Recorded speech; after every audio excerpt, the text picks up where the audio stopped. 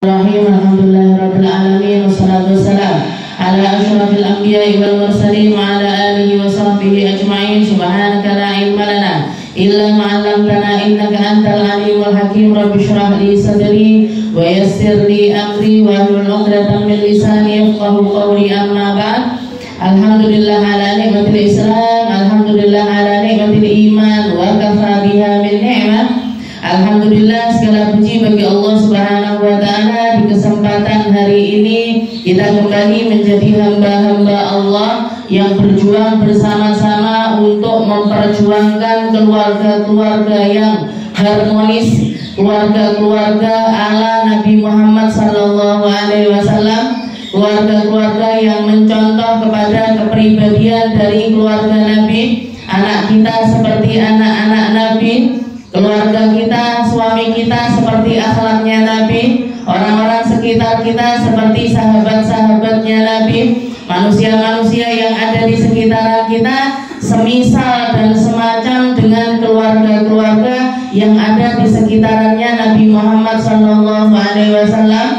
Walaupun peniruan kita ini masih sebatas sesuatu yang sangat minim sekali, walaupun sesuatu yang sangat jauh sekali dari cara atau praktek yang dipraktekkan oleh para sahabat di zaman Nabi Muhammad SAW. Walaupun kita melakukannya mungkin masih seujung kuku dari apa yang dilakukan oleh para nabi dan juga para sahabatnya, tapi yang pasti hati kita sama, keinginan kita sama, yang kita cari adalah sesuatu yang sama. Besar kecilnya kita minta tolong sama Allah Ta'ala untuk merubahnya, tapi yang jelas kita sama-sama ingin selalu bergabung bersama golongannya Nabi, ingin selamat seperti golongannya Nabi, ingin dibangkitkan oleh Allah Ta'ala baik dari padang mahsyar sampai tempat terakhir kita, yaitu di dalam syurganya Allah Subhanahu wa ta'ala. Itu cita-cita kita semuanya. Jenengan kesini kan nyari syurga, jenengan kesini kan nyari ridho, jenengan kan kesini nyari rahmatnya Allah, jenengan kan kesini nyari ampunannya Allah. Yang kita cari adalah sesuatu yang datangnya dari Allah Subhanahu wa ta'ala, dan sesuatu yang nyambung kepada Allah Ta'ala akan dilanggengkan, akan dipanjangkan, akan diberkahkan, akan diluaskan segalanya, karena Allah Ta'ala yang memiliki segalanya.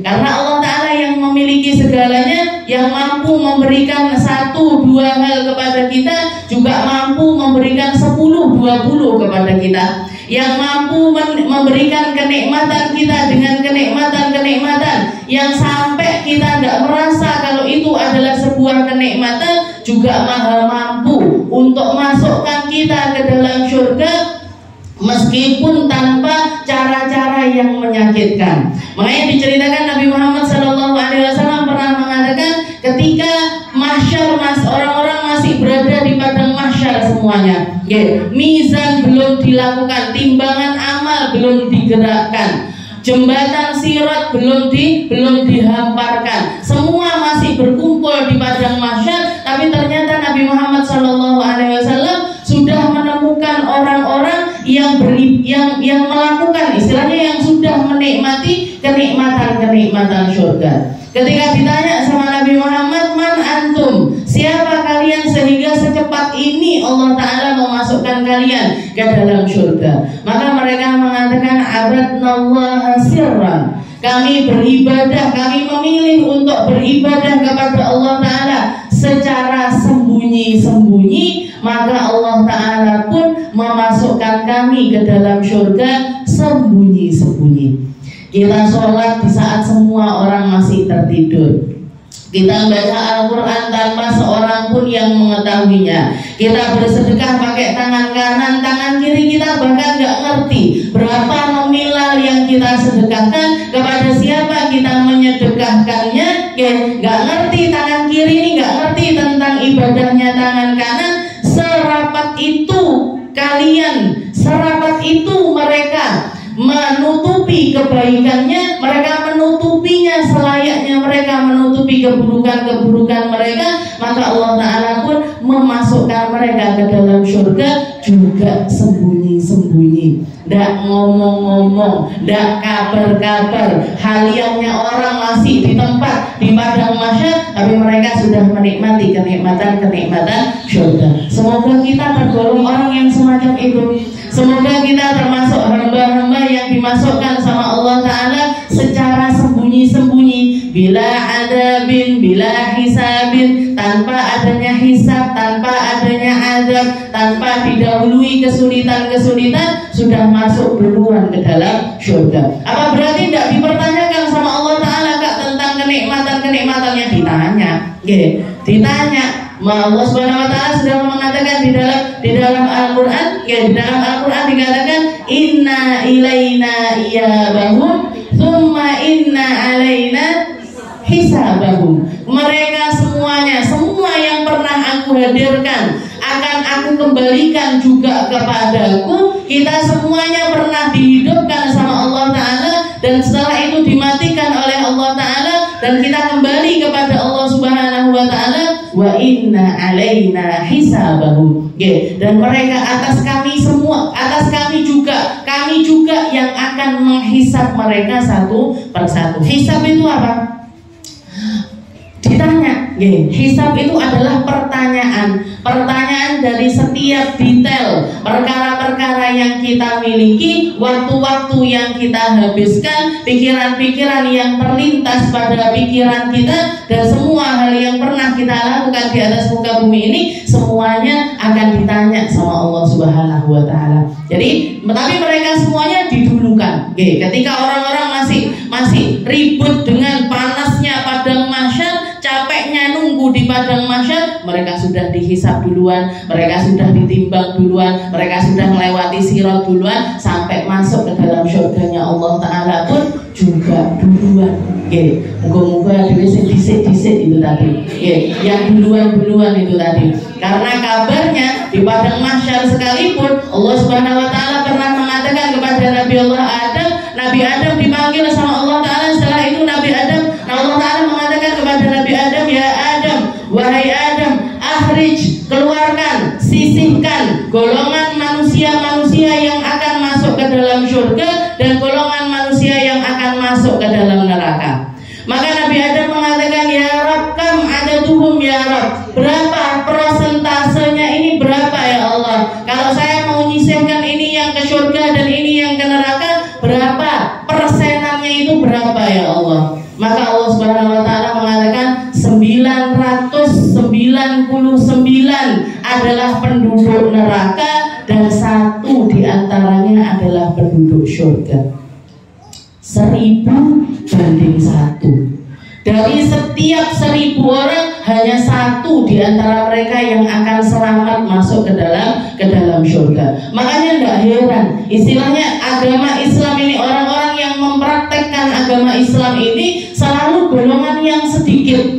Kalaupun jenengan misalkan melihat, Kak, kemarin kita acaranya Ustazah Halimah 2000 orang, 2000 Bu pengajian, tapi yang datang konser bisa 20.000, bisa 200.000, yang yang dikiran, yang sholawatan, mungkin Habib Syekh mungkin bisa sampai sak lapangan 10.000 orang, 20.000 orang. Iya, banyak kalau kita lihat. Tapi kalau kita bandingkan dengan konser-konser, ini masih sangat sedikit dibandingkan yang mayoritas penduduk dunia.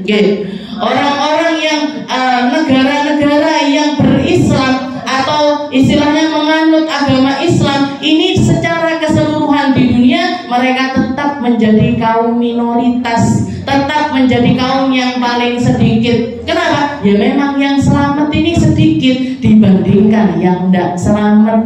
Persenannya ini kuat 1 banding 1000. Yang 999 tidak selamat, yang 1 cumaan yang selamat. Moga-moga wae dhewe sing 1 ini tadi. Semoga kita yang 1 ini tadi, kita minta sama Allah Ta'ala agar selalu dijadikan yang 1, agar selalu berada di golongan yang 1, agar selalu berada di barisan yang 1. Karena yang 1 ini yang akan selamat, yang lainnya tidak selamat. Maka sabar, sabar, bersabarlah. Sabar kita ini tidak panjang, Bu. Sabar kita ini bukan waktu yang panjang, tapi waktu yang sangat pendek. Bersabarlah untuk khusyuk di dalam sholat. Bersabarlah untuk thalabul ilm. Bersabarlah untuk melakukan perkara-perkara yang baik. Bersabarlah untuk tidak melihat perkara-perkara yang buruk. Bersabarlah untuk melakukan apapun yang Allah Ta'ala anugerahkan kepada kita hanya untuk Allah Subhanahu wa Ta'ala. Kita niatkan, kita dedikasikan kepada Allah Subhanahu wa Ta'ala. Di situ berarti kita sedang mendaftarkan diri kita untuk masuk di dalam golongan orang-orang yang selamat. Masuk di dalam golongan orang-orang yang selamat. Kita kembali kepada pembahasan kita di dalam kitab Uqudul Lijan atau keluarga sakinah, keluarga sakinah ila anqal qala mu'allif rahimahullahu ta'ala wa nafa'ana bihi wa bi ulumihi fid dharain al-faslu tsalits fi fadli salatil mar'ah fi baitiha wa annahu afdal min salatiha fil masjid ma'an nabi sallallahu alaihi wasallam. Kita sampai ke pasal yang ketiga. Kita sudah menyelesaikan pasal pertama dan pasal kedua. Pasal pertama adalah berisi kewajiban-kewajiban seorang suami kepada istri mereka. Sedangkan di dalam pasal yang kedua atau di pasal yang kedua berisi tentang kewajiban seorang istri kepada suaminya. Haknya di pasal pertama berisi haknya seorang istri kepada suami mereka.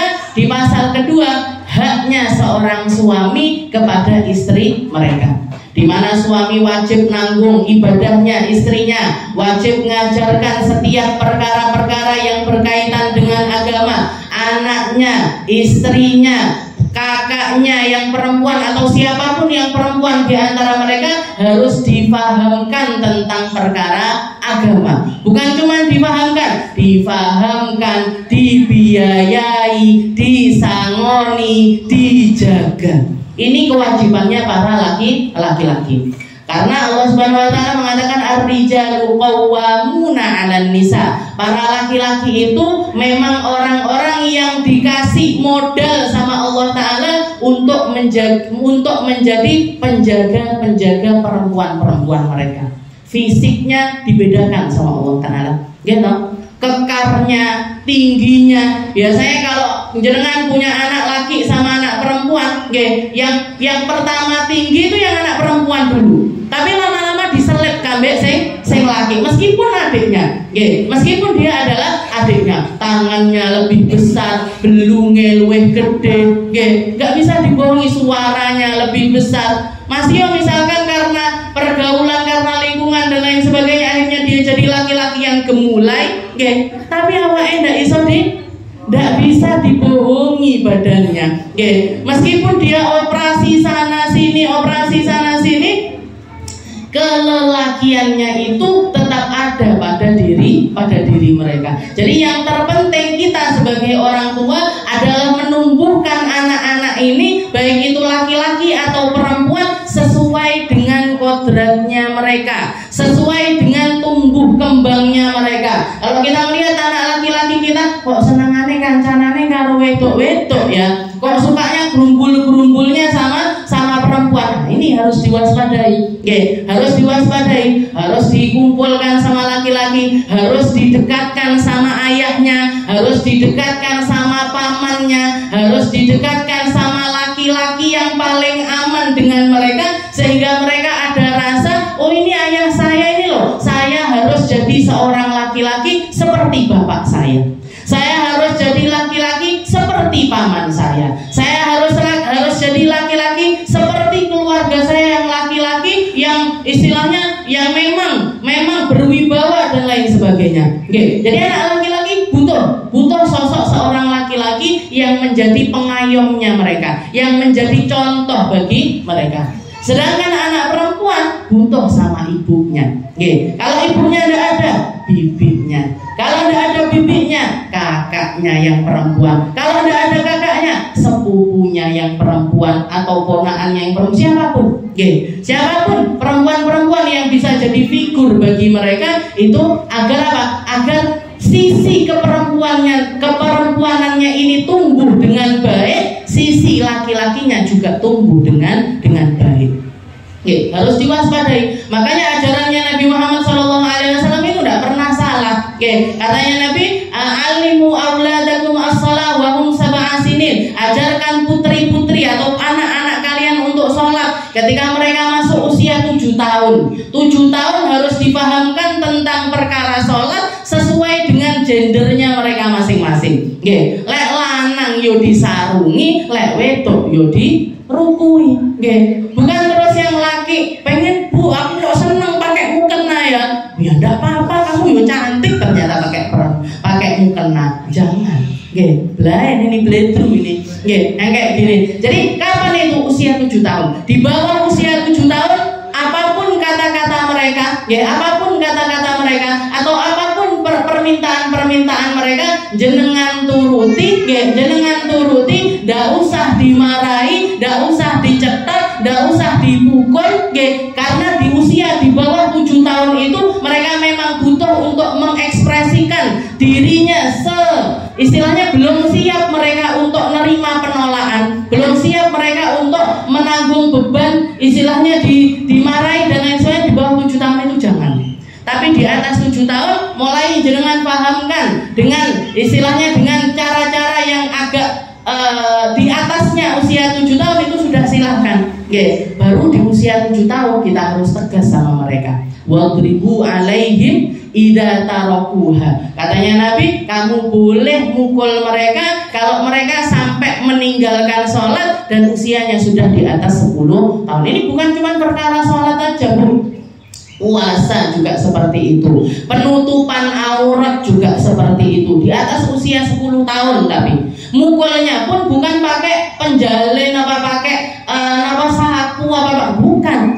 Nabi Muhammad itu nyontohkan mukulnya itu pakai kayu siwak. Kayu siwak itu saat gini loh, Bu. Kamu nggak sholat, sini tangannya tak pukul. Ada rasanya? Tidak ada.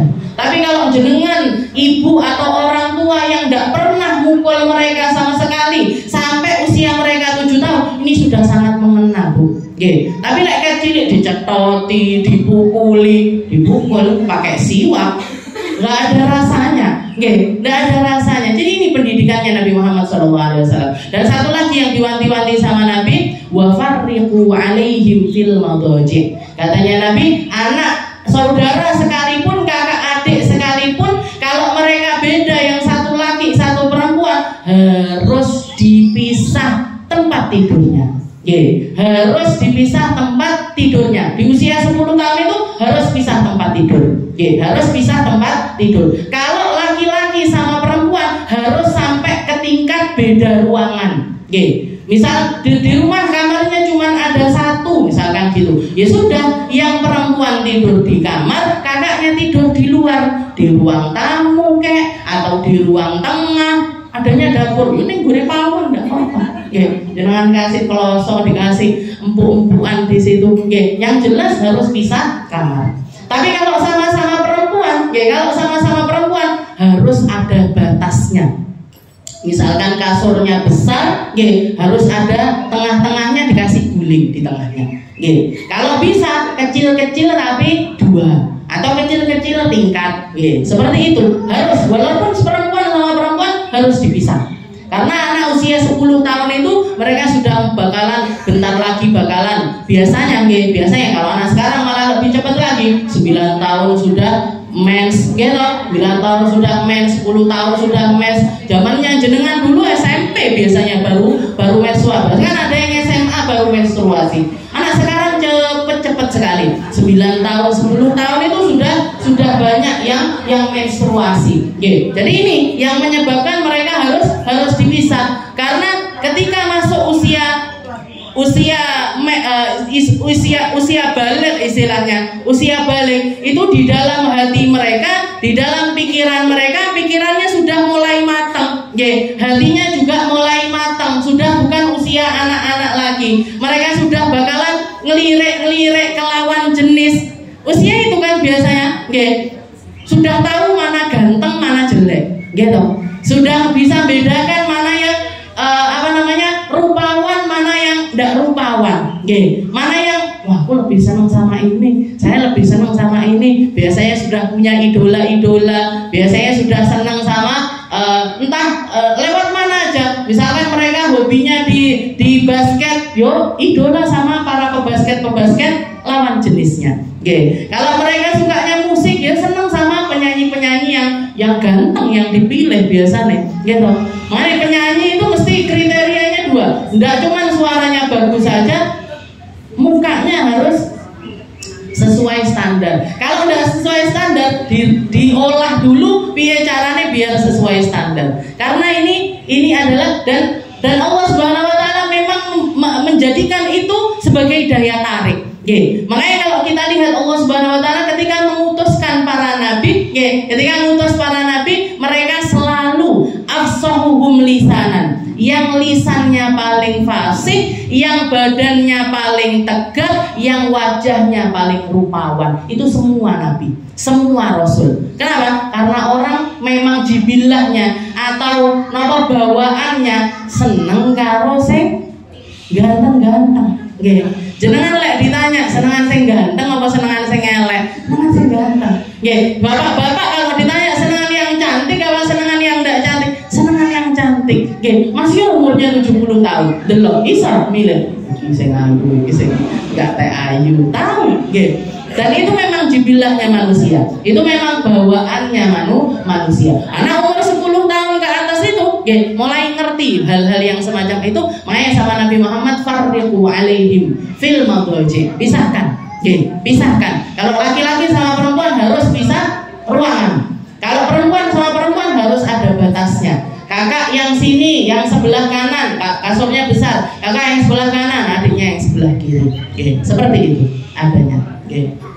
Nah, sekarang kita masuk ke pasal yang ketiga, yaitu fi fadli salatil mar'a fi baitiha wa annahu afdal min salatiha fil masjid ma'an nabi. Ini adalah bab yang membahas tentang keafdoliahannya salat perempuan di rumah mereka itu lebih indah dibandingkan salat mereka di masjid bersama Nabi Muhammad sekalipun.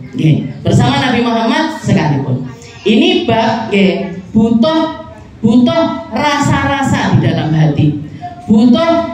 Istilahnya nggak bisa kita misalkan jenengan nggak ngaji, nggak duduk di sini bersama-sama, jenengan beli kitab nopo itu Uqudul Lijen, jenengan baca-baca sendiri. Ada bab di mana perempuan itu harusnya sholatnya di rumah.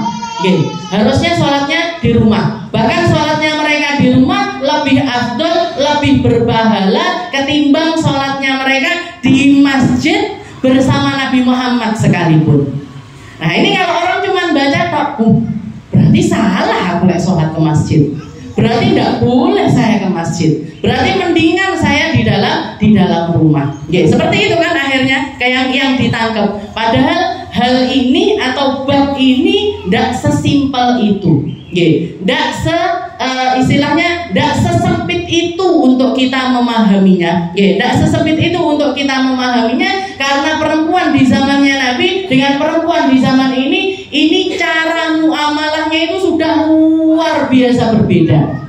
Perempuan zaman dulu tidak kerja di rumah, tidak keluar rumah, tidak ngeterne anak sekolah, tidak ngemol, ndak les sana, ndak les sini, ndak ngapa-ngapain, Bu. Istilahnya mereka fokus, mereka fokus di rumahnya ngerawat rumah, ngerawat anak, harta-harta yang mereka dapatkan ini dari para laki-laki yang ada di sekitaran mereka. Itu zamannya Nabi. Padahal kalau kita lihat Rasulullah SAW itu diutus oleh Allah Taala masa dakwahnya hanya 23 tahun.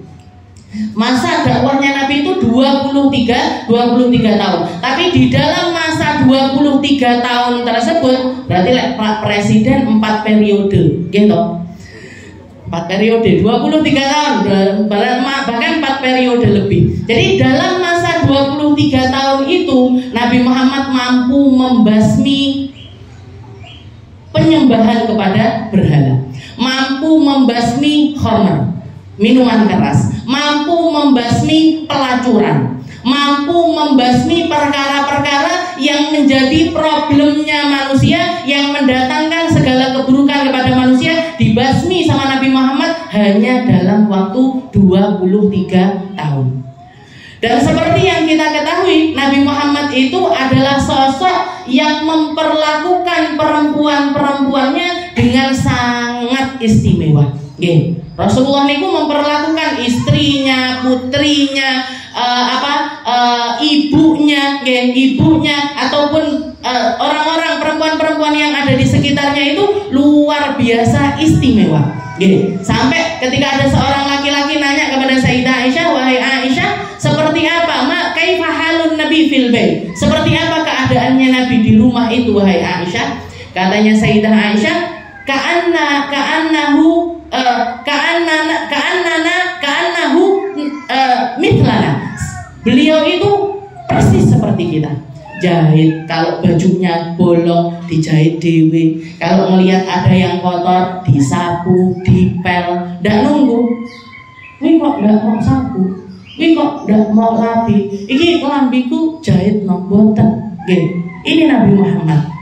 Nabi Muhammad melakukan perkara-perkara rumah itu, hal-hal yang sifatnya pekerjaan rumah tangga itu juga dilakukan oleh Nabi Muhammad SAW.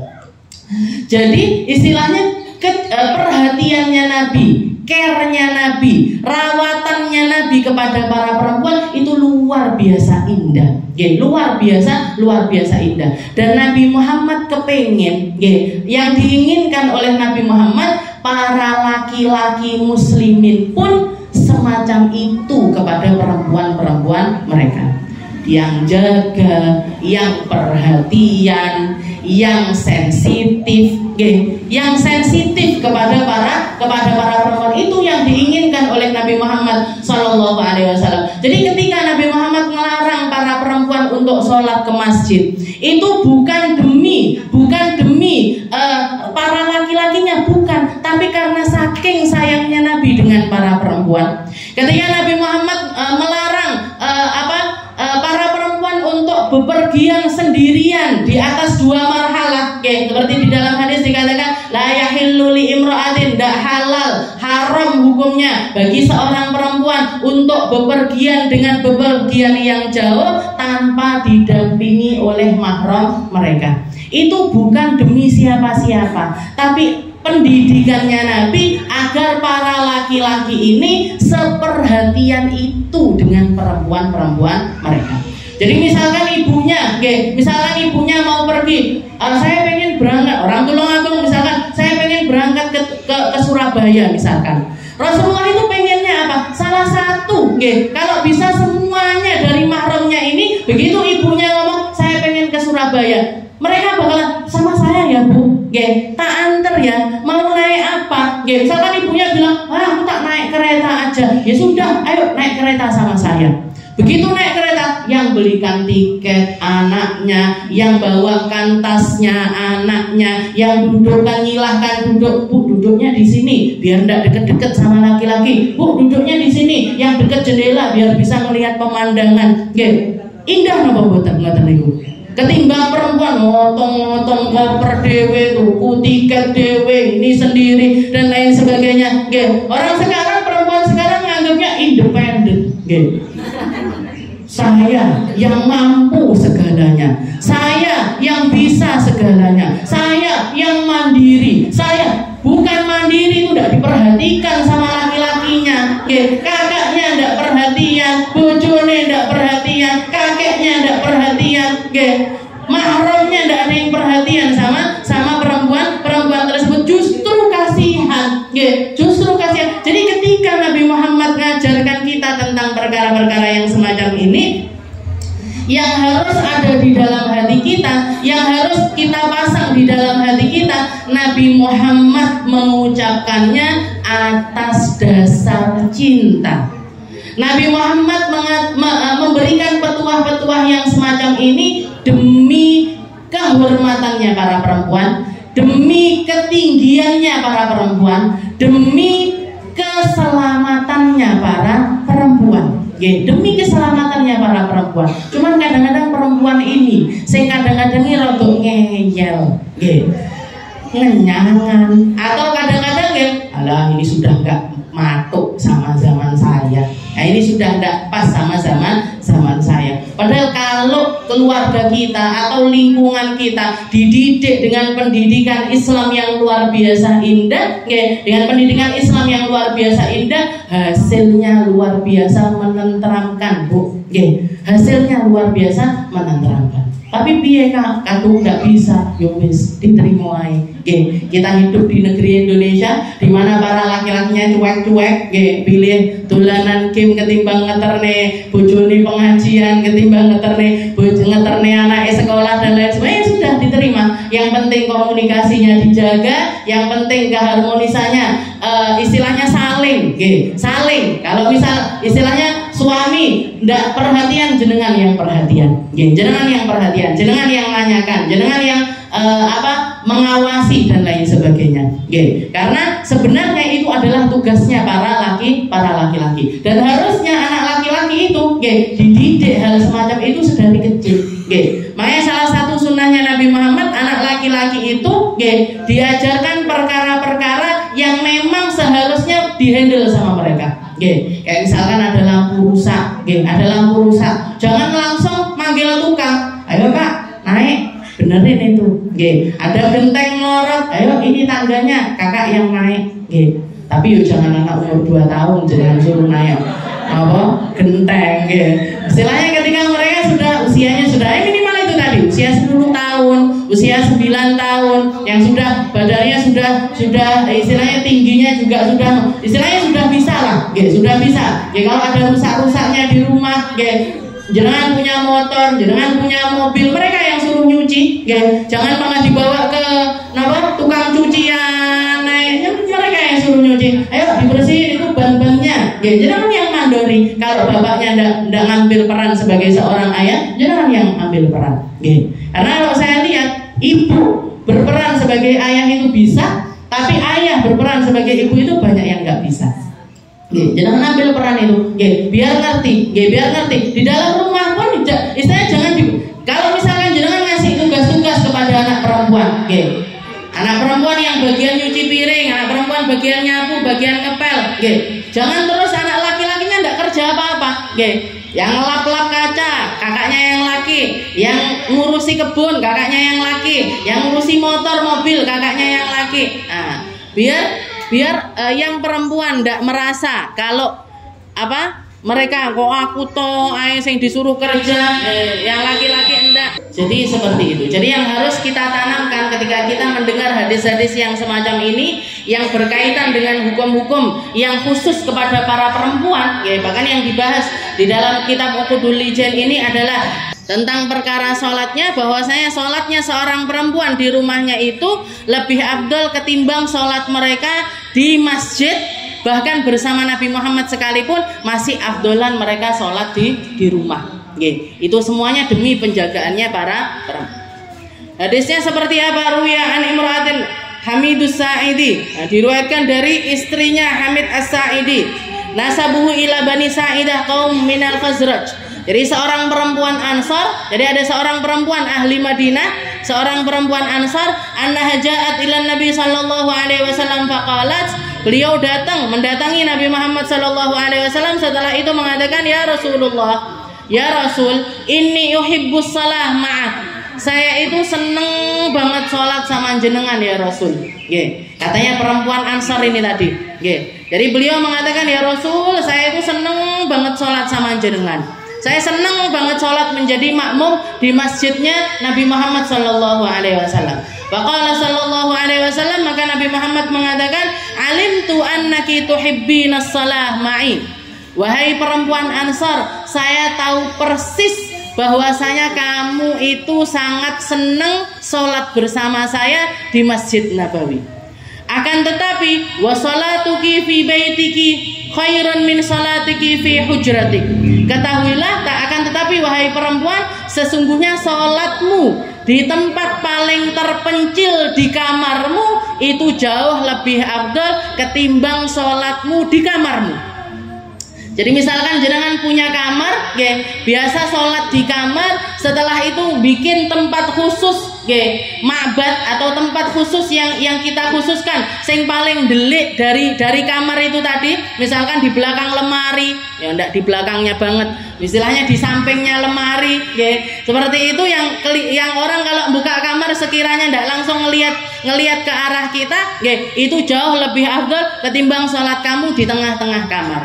Dan sholat kamu di dalam kamar lebih afdal ketimbang sholat kamu di luar kamar, di ruang tengah atau di ruang tamu atau di mana, di ruangan yang lainnya. Dan sholat kamu di ruangan tersebut lebih afdal ketimbang sholat kamu di musola kampungmu, musola yang terdekat dengan rumahmu. Dan sholat kamu di musola terdekat rumahmu lebih afdol ketimbang sholatmu di masjidku bersamaku sekalipun.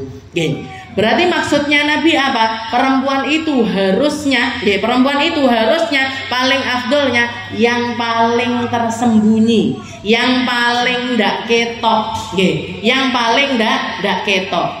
Itu zamannya Nabi. Perempuan ndak ke pasar, yang belonjo bapak-bapak. Perempuan ndak masak, yang masak bapak-bapak. Perempuan ndak cuci-cuci, yang cuci-cuci bapak-bapak. Jangan lihat ini semuanya. Tugasnya siapa sekarang di rumah? Mak-mak kabeh, mak-mak semuanya. Perempuan juga ndak ke mall, perempuan juga nggak kemana-mana, nggak pameran, nggak fashion show, nggak jadi artis, nggak jadi pemain sinetron, nggak jadi penyanyi, nggak jadi apa-apa. Perempuan fokus di dalam rumah. Kalaupun mereka faqihah, kalaupun mereka punya kelebihan di dalam ilmu atau punya kelebihan di dalam pengobatan dan lain sebagainya, mereka hanya keluar ketika hal itu diperlukan. Ketika hal tersebut diperlukan. Jadi banyak di antara perempuan-perempuan itu yang belajar masalah medis, belajar ngobati luka, belajar tentang obat ini, obat itu, ya belajar nulis, ya belajar ngaji dan lain sebagainya. Tapi itu semuanya dilakukan di forum-forum khusus perempuan. Di rumah istri-istrinya Nabi. Jenengan kira istrinya Nabi yang 9 itu, ketika mereka istilahnya bukan waktunya Nabi Muhammad untuk berada di rumahnya, kira-kira ngapain di rumah? Kira-kira ngapain di rumah? Ngajarin para perempuan muslimah yang lainnya, bikin kajian-kajian khusus perempuan, ngambil hadis dari mereka, ngambil Al-Quran dari mereka, bahkan ngambil ilmu-ilmu pengobatan dari mereka. Waktu keluarnya kapan? Dokter-dokter perempuan ini kapan keluarnya? Ketika mau berangkat perang, diajak sama Nabi. Perempuan-perempuan yang punya kelebihan ilmu ini tadi diajak perang sama Nabi untuk mengobati orang-orang yang luka pada saat itu. Jadi istilahnya sama Nabi Muhammad dikasih kesempatan yang luas, sama persis. Para laki-laki bisa belajar, perempuan juga bisa belajar. Para laki-laki bisa menghafalkan Al-Quran, perempuan juga bisa menghafalkan Al-Quran. Bahkan kalau kita lihat perawi hadis pun banyak di antara mereka yang perempuan, tapi cara ngambilnya yang beda, cara belajarnya yang beda. Nggak di forum umum yang campur aduk antara laki-laki dengan perempuan, tapi dipisah sama Nabi. Di sini tempatnya laki, di sini tempatnya perempuan. Makanya kalau jenengan ngelihat masjidnya Nabi, ada syak rijal, ada syak nisa. Ada bagian tempatnya laki-laki, ada tempat bagiannya perempuan. Kalau di Mekah ndak ada, campur aduk semuanya laki-laki sama perempuan. Ini pendidikan yang diajarkan oleh Nabi Muhammad SAW. Bahkan ketika kelihatan ada banyak perempuan yang mulai ikut ngaji di masjid, ikut sholat di dalam masjid, Rasulullah bikin pintu di samping tempatnya para perempuan. Katanya Nabi, ini pintunya laki, ini pintunya perempuan. Pintunya dibedakan. Karena apa? Saking sayangnya Nabi sama para perempuan. Dan hadis ini diucapkan oleh Nabi Muhammad SAW ketika perempuan Ansar ini mengatakan, ya Rasul, saya itu senang banget, senang banget untuk sholat di belakangmu wahai Nabi. Maka Nabi Muhammad mengatakan, saya tahu persis kalau kamu itu senang sholat sama saya, tapi sholatmu di rumahmu lebih afdol, sholatmu di masjid terdekatmu lebih afdol, sholatmu di kamarmu. Dikatakan seperti itu oleh Nabi Muhammad karena perempuan ini masih masih di dalam waktu yang butuh untuk dijaga ekstra. Nggih. Kenapa? Masih menimbulkan fitnah, masih kalau datang ke masjid sekalipun mungkin jarak rumahnya ini terlampau jauh, jadi mendingan nyari musola yang ada di dekat. Istilahnya gini. Jadi Rasulullah itu bukannya mengharamkan, Rasulullah membolehkan perempuan itu ke masjid. Seperti di dalam hadis yang lain Nabi Muhammad mengatakan la tamna'u ima Allahi masajidallah. Jangan dihalang-halangi kalau perempuan-perempuan ini pengen ke masjid. Jangan dihalang-halangi mereka untuk masuk ke dalam masjidnya Allah Subhanahu wa taala. Tapi sholat berjamaah bagi perempuan hukumnya tidak wajib. Hukumnya tidak wajib. Lek bapak-bapak wajib, Bu. Wajibnya itu apa? Wajib kifayah. Wajib kifayah itu apa? Kalau di satu tempat sudah ada masjid, didirikan sholat jamaah di situ, ada adzannya, ada iqamahnya. Ketika sudah ada sholat berjamaah di tempat tersebut, gugur kewajiban bagi orang yang lainnya. Tapi kok sampai ada musola, ada masjid, ada adzannya, enek imame, enek makmumi. Kalau sampai ada imamnya, ndak ada makmumnya sama sekali, sak kampung ndak ada yang ke masjid sama sekali, sak kampung dosa ya. Itu yang namanya fardu kifayah. Fardu kifayah. Dan yang perlu kita tegaskan bukan wis enek sing salat ae aku tak nang omah ae, bukan.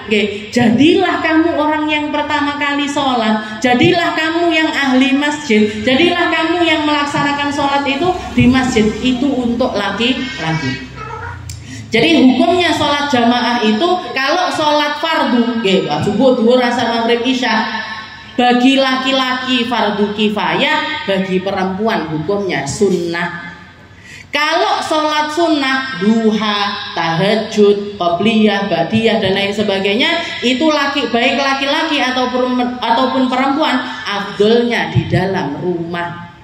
Afdolnya di rumah kalau untuk sholat sunnah. Kalau untuk sholat wajib sebagai syiarnya agama Islam, biar tegak terus sholat 5 waktu, tidak semua orang sembunyi-sembunyi di dalam sholatnya di rumahnya masing-masing, biar tetap ada syiarnya agama, maka hukumnya adalah fardu kifayah. Hukumnya adalah fardu kifayah. Ini yang harus kita jaga. Oh, di kampung saya ada masjid, oh di kampung saya ada langgar. Jangan sampai ada sholat yang kosong di situ, imamnya enek, makmumnya ndak enek. Imamnya makmuman sama para jin. Kan mesak nih. Pas waladolin sunyi krik kan mesak nih gitu. Jadi kalau untuk perempuan tidak sampai ke tingkat wajib, tidak sampai ke tingkat wajib. Tinggal 2 hal yang perlu kita perhatikan. Kalau kita pengen sholat ke masjid atau kita orang yang terbiasa sholat di dalam masjid, 2 hal yang perlu kita perhatikan. Yang pertama adalah aman dari fitnah. Makanya sama Nabi dianjurkan, datanglah, kalaupun kamu pengen ke masjid, datanglah ke masjid-masjid yang paling dekat sama rumahmu. Yang paling dekat pintunya dengan pintu rumahmu. Cari yang paling dekat, jangan cari yang paling jauh. Saya pengennya sholat di sana. Omae beji, sholatnya di kampung dalam misalkan. Koyok neng beji ndak enek masjid. Ya di beji ndak ada musola. Ramaikan. Kalau misalkan rumah saya kampung dalam, ya sholatnya di masjid kampung dalam. Aku pelek sholatnya neng gone beji. Kan bledru. Jadi sama Nabi disuruh nyari Jadi kalau perempuan yang pertama adalah aman dari fitnah, dari segi jaraknya, dari segi pakaiannya, dari segi dandanannya. Dari segi pakaiannya, dari segi dandanannya, ini perempuan harus aman dari fitnah. Dan juga aman dari omongannya orang. Kalau misalkan ada perempuan yang masih baru ditinggal wafat suaminya seminggu 2 minggu, langsung budal neng masjid, ini kira-kira orang masjid ya? Bojone tas mati kok budal neng masjid, kan jadi omongannya orang.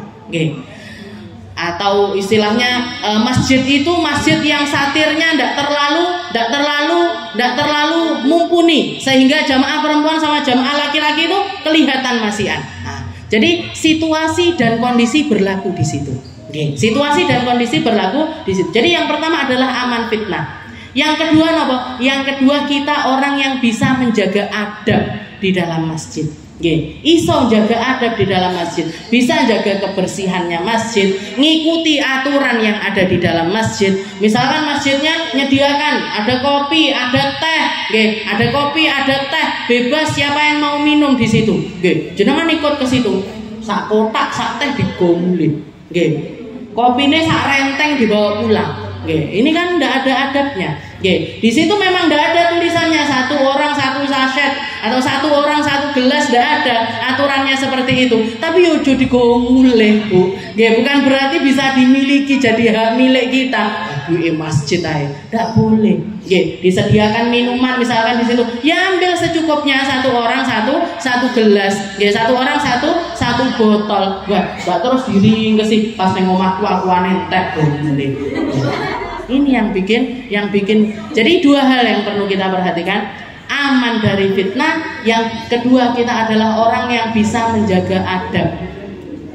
Gak ronjol-ronjol di tempatnya para laki-laki, gak memperlihatkan diri di softnya para laki-laki. Kita duduk tenang di tempat kita, gak ghibah di masjid, gak ngomongin orang di masjid, gak melakukan perkara-perkara yang buruk di dalam masjid, gak dodolan di masjid.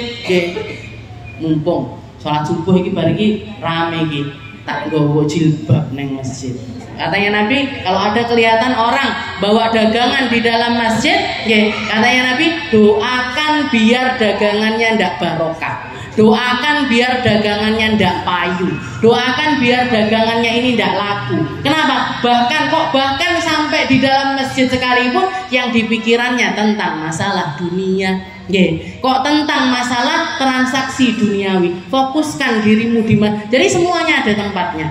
Pas jual beli di pasar, jual beli di tempat yang berarti majelisan gini enggak boleh dodolan, boleh, tapi bar-bubaran enggak pas saya ngaji gini, tawa-tawa, saya bawa ini. Nah, kan enggak benar. Nah, jadi jaga adab, setelah itu jaga aman dari fitnah. Karena rumah-rumah kita sekarang pun nggak seperti rumah-rumah zamannya Nabi Muhammad SAW.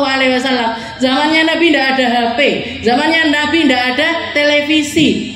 Zamannya Nabi orang-orang ngerti mana yang mahram, mana yang tidak mahram. Mana di rumah-rumah itu kalau sudah orang berkeluarga, ada orang berkeluarga di dalam rumah itu semuanya orang-orang inti yang ada di situ. Maksudnya keluarga yang privasi yang ada di rumah tersebut. Tidak terus misalkan ada orang tua anaknya 3, bojone anak 1, bojone anak 2, bojone anak 3, semuanya satu rumah. Makan bersama-sama. Yang ini ngelihat ke iparnya, yang ini jadi perempuan ngelihat ke iparnya ngeladeni adik iparnya dan lain sebagainya. Nah, ini sudah ndak kondusif semacam ini, Bu. Kenapa? Karena ndak mahram.